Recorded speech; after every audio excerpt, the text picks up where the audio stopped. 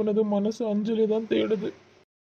காலை கனவினில் காதல் கொண்டேன், கண்விழித்தேன் அவள் காணவில்லை, கண்விழித்தேன் அவள் காணவில்லை, கண்விழித்தேன் அவள் காணவில்லை. ஓ என்னோடு உன்னை ஒன்றாக்கும் வரை என்ன செய்தும் வலி தீரவில்லை. அஞ்சலி இறங்கும்போது இந்த படிக்கட்டு வழியாக தான் இறங்குனா, அப்புறம் எப்படி அவள் யாரும் போது கீழே விழுந்திருப்பா? அப்போ இருந்த டென்ஷனில் இதை யோசிக்காமல் விட்டுட்டேனே. இப்போ அந்த படிக்கட்டில் போய் பார்த்தா மட்டும் தான் தெரியும்.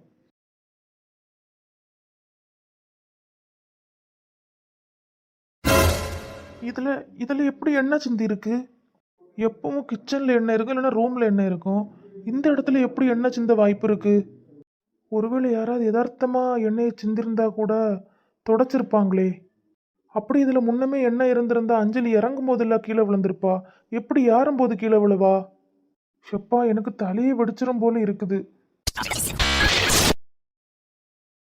அம்மா, அஞ்சலி கண் முழிச்சிட்டாளா? இல்லை மக்களே, இன்னும் ஒரு மணி நேரத்தில் கண் முழிச்சிருவான்னு சொன்னாங்க. அதான் சீக்கிரம் வா. சரிம்மா, நான் என்ன உடனே கிளம்பி வரேன். பார்த்து மெதுவா வா. சரிம்மா. அஞ்சலி இறங்குன கேப்பில் யார் இந்த இடத்துல எண்ணெயை ஊற்றிருப்பான்னு தெரியலையே.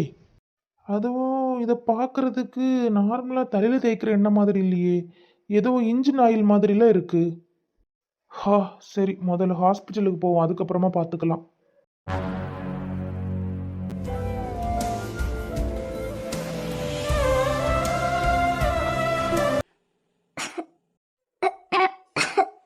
அஞ்சலி, ரித்தி நீயா? ஆமாம் அஞ்சலி. ஐடன் ஐடன் ஐடன் ஐடன் எங்க? தலை ரொம்ப வலிக்குதா? ஆமாம்.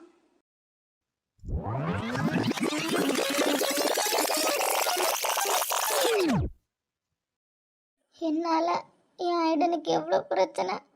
எனக்கு இப்போந்தான் எல்லாம் ஒன்று ஒன்றா ஞாபகம் வருது. ஒரு நிமிஷம் இரு, நான் வெளியே போய் எல்லாரையும் கூட்டிகிட்டு வரேன். பார்த்து திரும்ப, சரியா? பின்னால் கெட்டு போட்டிருக்காங்க. ஐடன் எனக்கு செகண்ட் ஹஸ்பண்டா?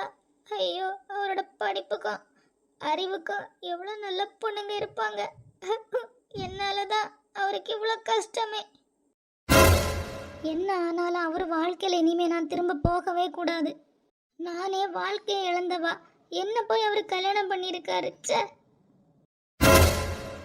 இப்போதான் எனக்கு எல்லாமே ஞாபகம் வருது. மறுபடியும் லாரி இடிச்சதுல நான் என் நினைவு இழந்துருக்கேன்னு நினைக்கேன். அதனால தான் ஐடனை கல்யாணம் பண்ணியிருக்கேன்.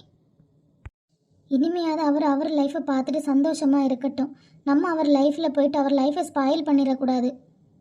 அதுக்கு ஒரே வழி அவரை ஞாபகமே இல்லாதது மாதிரி நடிக்கிறது மட்டும்தான்.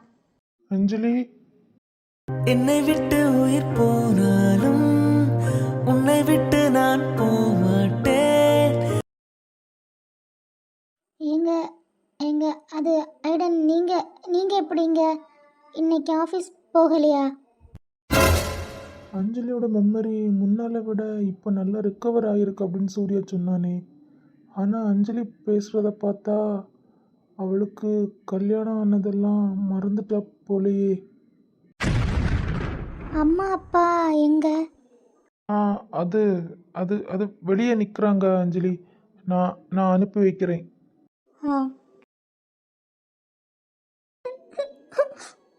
நான் இப்படி சொல்லும்போது அவர் மனசு எவ்வளோ கஷ்டப்பட்டிருக்கும். எனக்கு வேற வழி தெரியல ஐடன்.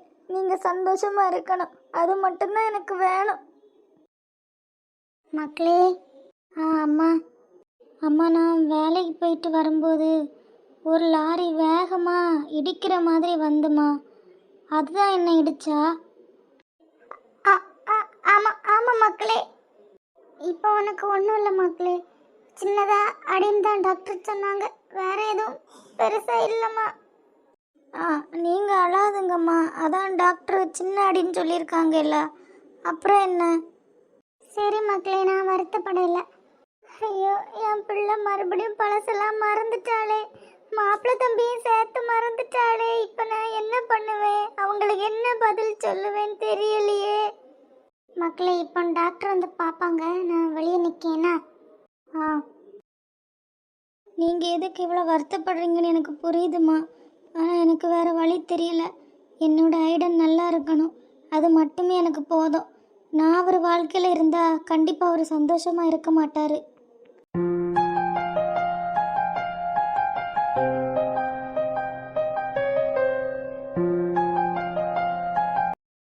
என்ன மச்சான் சொல்ற? அஞ்சலி எல்லாம் மறந்துட்டாளா? அவளுக்கு லாஸ்டா ஆக்சிடென்ட் ஆச்சுல்ல, அது வரைக்கும் தாண்டா ஞாபகம் இருக்குது. அதுக்கப்புறமா எங்க கல்யாணம் அது எதுவுமே ஞாபகம் இல்லை. என்னடா மச்சான் சொல்ல வர? ஆனா அவளோட ரிப்போர்ட் படி பார்த்தா அவளோட மெமரிஸ்ல நிறைய இம்ப்ரூவ்மெண்ட் இருக்குதே. ஆமாடா, ஆனாலும் அவ கண் முழிச்சாதான் நமக்கு முழுசா சொல்ல முடியும்னு சொன்னேன். டே மச்சான், நான் எப்படி சொன்னேன்னா அவளுக்கு ஏற்கனவே மறந்துல ஒரு 2 இயர்ஸ், அந்த 2 இயர்ஸ் தான் ஞாபகம் வரும் அப்படின்னு சொன்னேன். ஆனா இப்போ உங்களுக்கு நடந்த கல்யாணம் எல்லாம் அவன் மறக்கிறதுக்கு சான்ஸே இல்லையேடா. அப்படியானா இரு ஒரு நிமிஷம். டே மச்சான், அவளுக்கு எல்லாம் ஞாபகம் வந்துட்டுடா. அதே நேரம் அவ இதை மறக்கவும் இல்லை. ஆனா அவ மறந்த மாதிரி போய் சொல்றா. என்னடா நீ குழப்புற? எனக்கு எதுவுமே புரிய மாட்டேங்குது. டே, அவளுக்கு பாஸ்ட் எல்லாம் ஞாபகம் வந்திருக்குது. ஆமாடா, பாஸ்ட் ஞாபகம் வந்திருக்குது. ஆனா இப்போ அவளதான் மறந்துட்டான்ல நீ சொல்ற. ஐயோ மச்சான், நான் உனக்கு எப்படி சொல்லி புரிய வைப்பேன்? அவளுக்கு அந்த 2 இயர்ஸ் ஞாபகம் வந்துட்டு, அதுவும் இல்லாமல் எங்கள் கல்யாணம் ஆனது அது எல்லாமே அவளுக்கு மறக்கல. ஆனால் அவள் மறந்த மாதிரி சும்மா நடிக்கிறாடா. நடிக்கிறாளா? என்ன மாம்ச சொல்லிட்டு இருக்க? ஆமா ரித்தி, சூர்யா சொன்னதுக்கு அப்புறமா தான் நான் எல்லாம் யோசிச்சு பார்க்குறேன். நான் உள்ளே போனதும் அவள் ஃபர்ஸ்ட் என்னை ஏங்க அப்படின்னு தான் கூப்பிட்டா. அதுக்கப்புறமா தான் ஐடன் அப்படின்னு சொன்னான். எனக்கு இப்போ புரியுதுடா அஞ்சலி எதுக்காக அப்படி நடிக்கிறான். டே, எங்களுக்கு எதுவுமே புரியலடா. டே, ஒருவேளை அவ என்னை பற்றி யோசிக்கிறவளா இருக்கும்டா. அதாவது எனக்கு அவள் தகுதி இல்லை அப்படின்னு அவளே அவளுக்குள்ள ஏதோ நினச்சிருக்காடா. அதனால தான் இந்த மாதிரி பிஹேவ் பண்ணுறா. ஆனால் எதுக்குடா அவள் அப்படி நினைக்கணும்? அது நான் எப்படி சொல்ல மச்சான், சொல்லலாமான்னு கூட எனக்கு தெரியல. ஓ, அவள் அப்படி நினைக்கிறாளா? எனக்கு இப்போ புரியுதுடா. ஆமாம் மச்சான். ஆனால் மச்சான், நீ அவகிட்ட உனக்கு தெரிஞ்ச மாதிரி எதுவும் காமிக்காத. அவள் என்ன பிளான் பண்ணுறாளோ அதுபடி நீ போகிற மாதிரி இரு. நானும் அதான்டா நினைக்கிறேன். அவள் என்ன ஃப்ளோவில் போகிறாளோ அதே மாதிரி ஃபாலோ பண்ணிட்டு போயிட்டே இருப்போம். மச்சான், கண்டிப்பாக அவள் டிஸ்சார்ஜ் ஆனதுக்கப்புறமா அவளோட பிளான் வெளியே தெரிஞ்சிடக்கூடாதுங்கிறதுக்காகவே உன்னோட ஆஃபீஸ்க்கு வேலைக்கு வருவா. ஆமாடா, அங்கே அவள் வரும்போது நான் பார்த்துக்கிறேன். நீ எதையும் நினச்சி வருத்தப்படாதடா, ஸ்ட்ராங்காக இரு. சொல்லப்போனால் இதெல்லாம் யோசிச்சதுக்கப்புறமா தான் எனக்கு நிம்மதியாகவே இருக்குது. அஞ்சலியோட உயிருக்கு எதுவுமே ஆகலை. ஆனால் அவள் என்னை எப்படிலாம் ஓட விடுறா பத்தியா? ஃபஸ்ட்டு நான் அவள் பின்னால் ஓடிட்டு இருந்தேன். அதுக்கப்புறமா அவள் என் பின்னால் ஓடினா. இப்போ மறுபடியும் பற்றியா நான் அவள் பின்னால் ஓட வேண்டியதாக இருக்குது. சூப்பர் மச்சான், நீ இதை இவ்வளோ பாசிட்டிவாக எடுத்துக்கிட்டல. உன்னோட காதல் கண்டிப்பாக சக்ஸஸ் ஆகும்.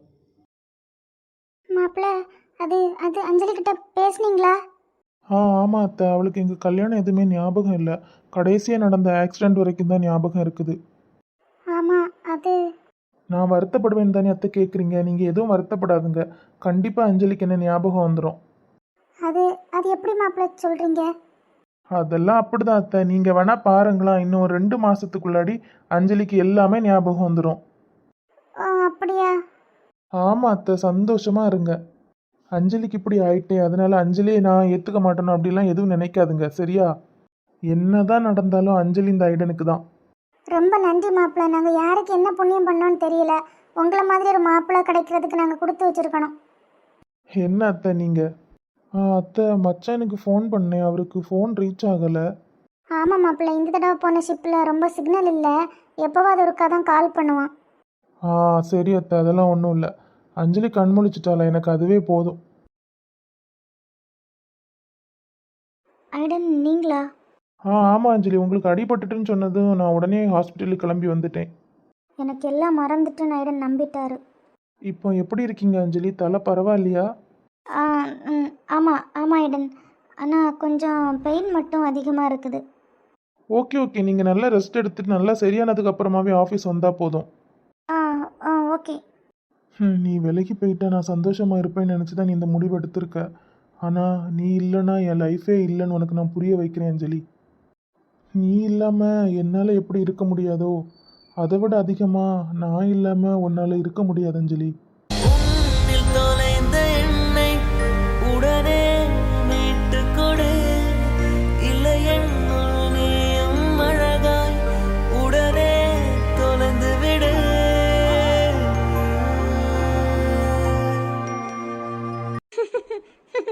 நான் இன்னைக்கு எவ்வளோ சந்தோஷமாக இருக்கேன். என் சந்தோஷத்துக்கு அளவே இல்லை. இன்னைக்கு நம்ம வீட்டில் பிரியாணின்னு தடப்படலாம் விருந்து வச்சிட வேண்டியதான். மம்மி, எனக்கு ரொம்ப டயர்டாக இருக்குது. ஒரு கப் டீ மட்டும் கொடுக்குறீங்களா? டீ என்ன செல்லம், பூஸ்டே கொடுக்குறேன். என்னாச்சு மம்மி, ரொம்ப ஹாப்பியாக இருக்கீங்க போல? ரொம்ப ரொம்ப சந்தோஷமாக இருக்கேன். நீங்கள் சந்தோஷப்படுறதுக்கான காரணத்தை தெரிஞ்சுக்கலாமா? அது சர்ப்ரைஸ். நான் உன்கிட்ட இப்போ உடனே சொல்ல மாட்டேன். எதுவும் ஏடாகுடமாக பண்ணாமல் இருந்தால் சரிதான் மம்மி. அப்புறம் நீ இன்னைக்கு வேலைக்கு போக வேண்டாம், லீவ் போட்டுரு. நம்ம வீட்டில் இன்னைக்கு விருந்து. விருந்தா? எதுக்கு? நான் தான் ஒரு விஷயத்துக்காக சந்தோஷமாக இருக்கேன்ல, அந்த விஷயத்துக்காக தான் விருந்து. ஷோ, எனக்கெல்லாம் எதுவும் வேண்டாம் மம்மி. அப்படி சொல்லக்கூடாது, எல்லாம் உன்னோட சந்தோஷத்துக்காக தான். சரி, என்னமோ நீங்கள் பண்ணுங்க மம்மி. சரி, நீ ஹாஸ்பிட்டலுக்கு கால் பண்ணி லீவ் கேளு. ஷோ, நீங்கள் என்னை லீவ் போட சொல்லாட்டாலும் எனக்கு லீவ் தான் மம்மி. நான் பண்ண வேலைக்கு என்னை 7 days ஹாஸ்பிட்டல் வர வேண்டான்னு சூர்யா மெயில் போட்டிருக்கான். அதை எப்படி நான் உங்ககிட்ட சொல்லி புரிய வைக்கிறதுக்கு? என்ன யோசிச்சுட்டே நிற்கிற? லீவ் சொல்லலையா? சொல்கிறேன் மம்மி. 3 days later. அஞ்சலி, இப்போ எப்படி இருக்கீங்க? I am completely all right.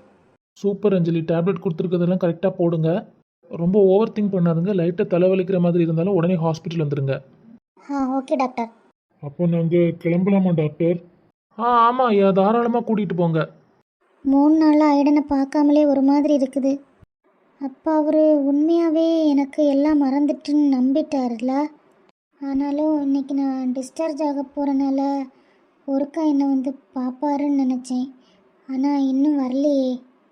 சரி டாக்டர், நாங்கள் அப்போ கிளம்புறோம். சரி. ஐயோ, இப்போ உடனே கிளம்புனா ஐடன் வருவாரா வரமாட்டாருன்னு எப்படி தெரியும்? டாக்டர், அது ரித்திகா எங்க? அவங்க ஒரு பேஷண்ட்டை பார்த்துட்டு இருக்காங்க. அது டாக்டர், அவங்க என்னோட ஃப்ரெண்டு தான். நான் வீட்டுக்கு கிளம்புறேன், உங்ககிட்ட இன்ஃபார்ம் பண்ணிடுறீங்களா? Okay sure. உன் கண்ணு ஐடனை தேடுறது எனக்கு புரியுது தங்கச்சிமா. நீ எவ்வளோ நாள் தான் இந்த மாதிரி மறந்த மாதிரி நடிக்கிறான்னு நானும் பார்க்குறேன். ஹே மச்சான், நீ இங்கேயே நிற்கிற? ஆமாடா, இன்னைக்கு இந்த பேஷண்ட் டிஸ்சார்ஜ் ஆகுறாங்களா, அதான் அவங்கக்கிட்ட பேசிட்டு நிற்கிறேன். ஓ, அஞ்சலியா? ஆமாம், அப்படியே தெரியாத மாதிரி நடிக்கிறத பாரு. ஓ ஆமாம், நீ அன்னைக்கு வேற இவங்கள பார்க்க வந்திருந்தால, நான் தான் மறந்துட்டேன். ஆமாம் மச்சான், எங்கள் ஆஃபீஸில் தான் ஒர்க் பண்ணுறாங்க. ஓ சரி சரி. அஞ்சலி, இப்போ எப்படி இருக்கீங்க? என் மச்சான் நடிக்கிறதுக்கு ஆஸ்கர் அவார்டே கொடுக்கலாம் போலையே. அது நான் நல்லா இருக்கேன் ஐடன். ஓகே ஓகே, நீங்கள் கம்ப்ளீட்டாக கியூர் ஆனதுக்கப்புறமா ஆஃபீஸ் வந்தால் போதும். அது நீங்கள் அன்னைக்கு சொன்னீங்கல்ல. திரும்பியும் ஒர்க்காக ஞாபகப்படுத்தினேன். அது என்னோட அத்தை பொண்ணு இங்கே தான் ஒர்க் பண்ணுறா, அவளுக்கு தான் சாப்பாடு கொடுக்க வந்தேன். சரி, அப்படியே என்னோட ஃப்ரெண்டு சூர்யாவையும் பார்த்துட்டு போகலான்னு வந்தேன். பார்த்தா சர்ப்ரைஸாக உங்களையும் மீட் பண்ணியிருக்கேன். நீங்கள் என்ன தான் பார்க்க வந்திருப்பீங்கன்னு எனக்கு நல்லா தெரியும் ஐடன். ஆனாலும் என்ன பண்ணுறதுக்கு, நீங்கள் நல்லா இருக்கணும்னா நான் இந்த மாதிரி ஆக்ட் பண்ணி தான் ஆகணும். ஹலோ, என்ன யோசிச்சுட்டு நிற்கீங்க? அது ஒன்றும் இல்லை. உங்கள் அத்தை பொண்ணுன்னு சொன்னீங்கல்ல, அவங்க யார்? அது உங்கள் ஃப்ரெண்டு ரித்திகா இருக்காங்கல்ல, அவங்க தான் என்னோட அத்தை பொண்ணு. ஓ அப்படியா? What a surprise. இவன் ஒரு பக்கம் ஆக்டிங் பண்ணுறான்னா, தங்கச்சி ஒரு பக்கம் ஆக்டிங். அப்பா, ஆமாங்க, இனிமேல் எல்லாமே சர்ப்ரைஸாக தான் இருக்கும். என்னது? ஒன்றும் இல்லைங்க, ஒன்றும் இல்லை. நீங்கள் நல்லா ரெஸ்ட் எடுங்க, நான் கிளம்புறேன். பாய். பாய். நீ நல்லா தான் நடிக்கிற அஞ்சலிமா, ஆனால் என்கிட்ட இருந்து மட்டும் நீ தப்பிக்கவே முடியாது.